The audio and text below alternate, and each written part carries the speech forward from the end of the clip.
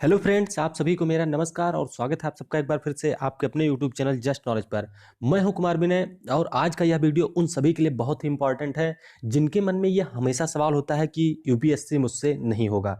इस वीडियो को देखने के बाद में जिस तरह से राजस्थान की इस बेटी ने अपना परचम लहराया है आरएएस के एग्जाम में, तो मैं चाहता हूं कि आप में से सभी लोग इस वीडियो को देखें और ज़्यादा से ज़्यादा इस वीडियो को शेयर करें, क्योंकि यह वीडियो उन सभी के लिए इंपॉर्टेंट है जिनके पास बहानों की लिस्ट होती है, जिनके पास यह होता है कि मुझसे नहीं होगा या मुझसे नहीं हो पाएगा।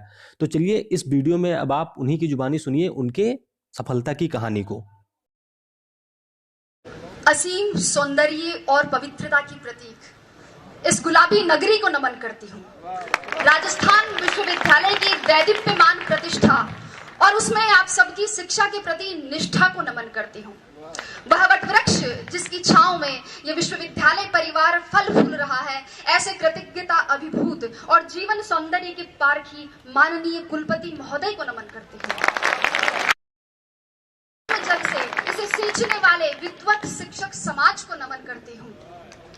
राजस्थान विश्वविद्यालय की वैभवशाली परंपरा और गौरवशाली इतिहास और उसमें जन्मी आप सबकी सुनहरे भविष्य की उत्साहित और अनुशासित प्यास को नमन करते हुए नमन करती हूँ उस परम पिता परमेश्वर को जो मुझ में वक्ता बनकर बोल रहा है, आप में श्रोता बनकर सुन रहा है और इस पंडाल के कण कण में विद्यमान होकर इस परम अनुष्ठान को साकार मंचस्थ विद्वत समाज और देश के छलनी हुए जिगर को मरहम लगाने की एकमात्र आशा स्थल प्यारे साथियों, मुझे बहुत प्रसन्नता है कि मुझे आज ऐसे लोगों के बीच व्याख्यान का अवसर मिला है जो उस मोड़ पर खड़े हैं जहां से उन्हें जीवन संग्राम में कूदना है।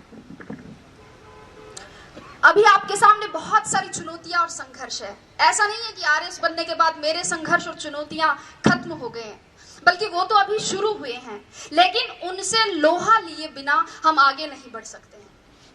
साथियों, मुझे नहीं लगता कि मैं अपने इन स्नातक अनुजों को कोई मार्गदर्शन दे सकती हूँ या आप में किसी अभूतपूर्व ऊर्जा का संचार कर सकती हूँ, क्योंकि मैं भी आप ही की तरह एक जिज्ञासु विद्यार्थी रही हूँ और पिछले कुछ वर्षों में वही सामने आप ही की तरफ बैठा करती थी जहां आज आप जगमग तारों की तरह इस परिसर को रोशन कर रहे हैं। किंतु मैं इतना जरूर कह सकती हूँ कि यहाँ सिखाए जाने वाले उस श्रम, उस धैर्य, उस मार्गदर्शन, उस शैक्षिक वातावरण, शिक्षकों की विद्वता और अनुशासन के आवरण को यदि जीवन में उतार लिया जाए तो असंभव कुछ भी नहीं है। जैसा कि एक साथी ने कहा था, वैसे ही मेरे साथ में भी यही घटना है। मुझे भी प्रशासन में आने से पहले ये पता नहीं था कि आरएस क्या होता है, वो क्या करता है। स्कूल में साथी लड़कियों ने कह दिया कि हम आरएस बनेंगी, तो मैंने भी 9th क्लास का रिजल्ट आते ही अपने बाल मन में पूरे घर में ये सार्वजनिक उद्घोषणा कर दी कि मैं आरएस बनूंगी। चूंकि पिताजी शिक्षा अधिकारी रहे हैं, इसलिए धीरे धीरे ये पता चला कि हाँ, कोई आरएस होता तो कोई बड़ा अफसर है। किसी ने ताना मार दिया तो आरएस बनना एक चैलेंज के रूप में ले लिया। हम लोग पतंग उड़ाते थे और पड़ोस में एक अगरबत्ती का कारखाना था, वहां बच्चे छत पर अगरबत्तियां बनाते थे। मैं और मेरी बहन वहां गए और वहां जाकर मालिक को कहा कि इनसे काम क्यों करवाते हो, इनको पतंग उड़ाने दो ना। तो अंकल बोले कि तू कौन सी कलेक्टर लग रही है यहाँ पे। मैंने सोचा कलेक्टर कौन सी तोप होता है, और अगर ये कोई तोप होता है तो एक गोला तो मैं भी दागूंगी। धीरे धीरे परिवेश बढ़ा, लोगों से जुड़ाव बढ़ा, एक आरएस अधिकारी के अधिकार, दायित्व और दायरे को समझा और फिर खुद के अंदर झांका तो देखा और पाया कि हाँ, मैं किसी काम को योजनाबद्ध तरीके से कर सकती हूँ, किसी बात के पक्ष और विपक्ष पर विचार कर सकती हूँ, नेतृत्व क्षमता भी है, अपनी बात दूसरों तक संप्रेषित कर सकती हूँ।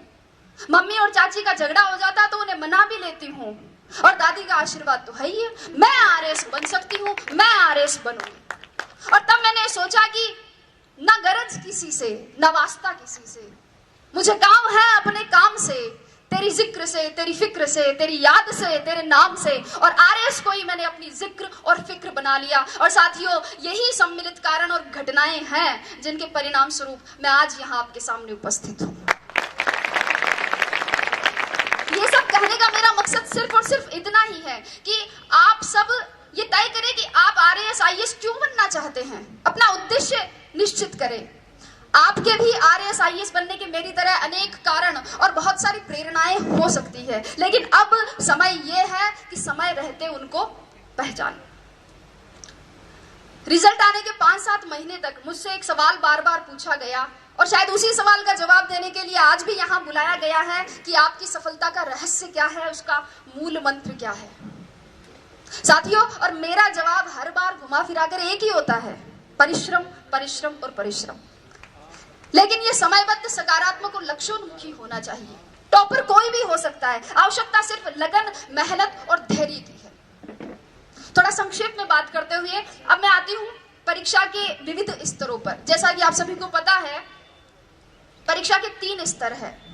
संक्षेप में ही चर्चा करूंगी। प्रारंभिक स्तर पर, प्रारंभिक परीक्षा के लिए एक एक बिंदु की तैयारी के लिए सटीक और स्पष्ट तैयारी की जरूरत है। और यहाँ नादानी करने का मतलब है अपनी पतंग खुद काटना। वस्तुतः दोस्तों, प्रारंभिक परीक्षा की तैयारी मुख्य परीक्षा के दृष्टिकोण से करनी चाहिए और बिना किसी शॉर्टकट की उम्मीद लगाए करनी चाहिए।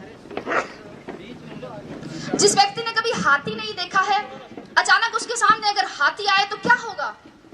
डर जाएगा। इसलिए आप पिछले वर्षों के, चाहे प्रारंभिक परीक्षा हो चाहे मुख्य परीक्षा हो, पिछले वर्षों के प्रश्न पत्रों का विश्लेषण कर सबसे पहले अपने डर को दूर भगाएं। अक्सर विद्यार्थी इस असमंजस में रहते हैं कि तैयारी कहां से शुरू करें, कैसे शुरू करें। मेरे हिसाब से 9वीं 10वीं की मानक पाठ्य पुस्तकों जैसे एनसीईआरटी बुक्स, इनसे सबसे पहले अपना आधार मजबूत बनाएं और फिर इसके साथ ही किसी एक राष्ट्रीय और राज्य स्तर के समाचार पत्र या और किसी एक मासिक पत्रिका का नियमित अध्ययन करें।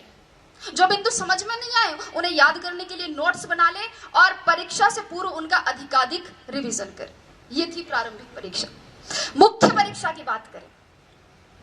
मुख्य परीक्षा वास्तव में इस परीक्षा का निर्णायक चरण है, जिसका इस परीक्षा में 88% योगदान है।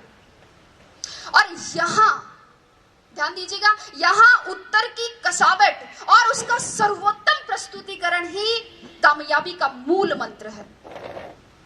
मुख्य परीक्षा से पहले इन प्रश्नों पर विचार करें कि परीक्षा का पाठ्यक्रम किस प्रकार का है, पैटर्न किस तरीके का है, सवाल पूछे जाने का ट्रेंड क्या रहा है, मानक पाठ्य सामग्री कहां से और कैसे मिलेगी, उत्तर लेखन के लिए रणनीति और समय प्रबंधन कैसे करना है, पूर्व में सफल रहे अभ्यर्थियों की क्या रणनीति रही है, कितनी मेहनत जरूरी है, कितनी मूवीज और पार्टियों में नहीं जाना है, कितनी गप्पे एग्जाम के बाद के लिए छोड़नी है, व्हाट्सएप को मोबाइल में कब तक अनइंस्टॉल रखना है।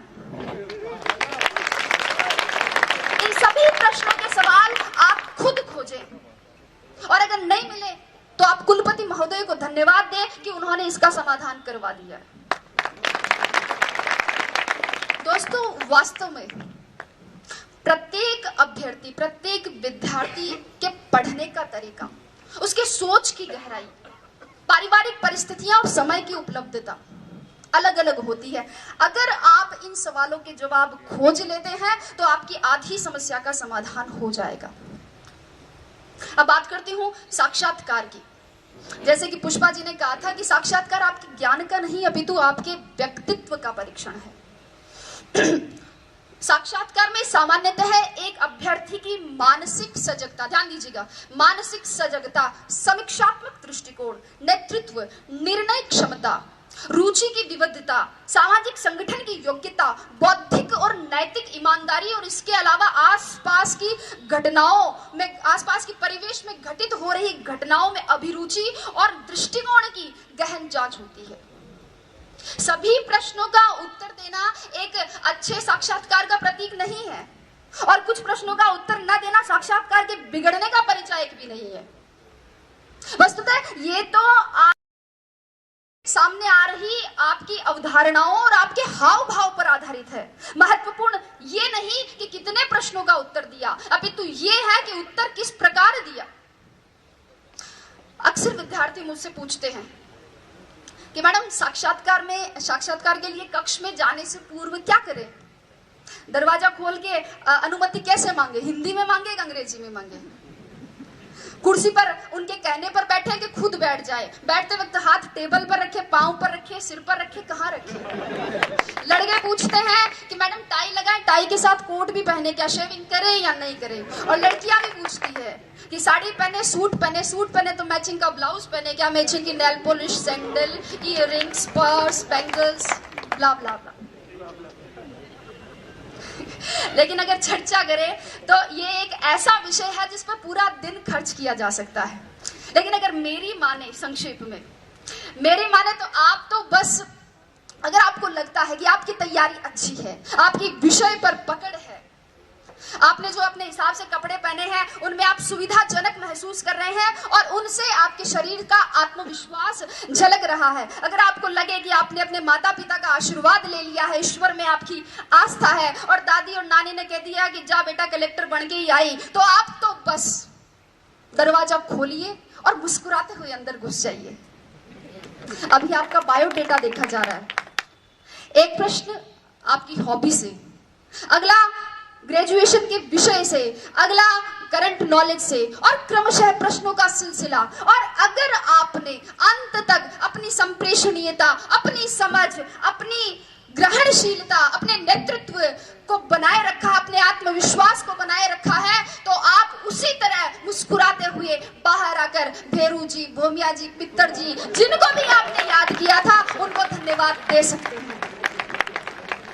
और अगर कोई साथी चाहे तो खोले के हनुमान जी में सवामणि की तैयारी भी कर सकता है, क्योंकि मैं ये गारंटी देती हूँ कि जीत आपकी है। शर्त इतनी है कि सवामणि का निमंत्रण मुझे मिलना चाहिए। तो ये तो बात हुई परीक्षा के विविध स्तरों की। अब मैं परीक्षा में सफलता की क्या प्रक्रिया है